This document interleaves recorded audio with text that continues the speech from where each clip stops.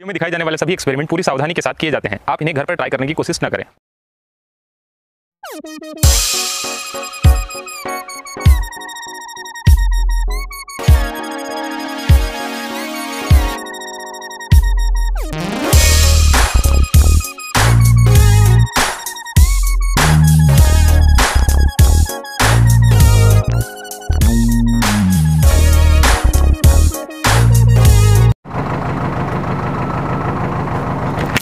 Welcome again on the destroyer channel.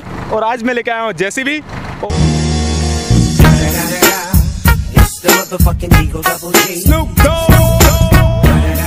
मैं बहुत खुश हूँ क्योंकि जेसीबी अभी सभी लोगों की डिमांड आ रही थी कि जेसीबी के साथ में कोई एक्सपेरिमेंट करो, और मेरे साथ में नारियल। तो नारियल फोड़ेंगे हम जेसीबी से। शुरू करते हैं एक्सपेरिमेंट।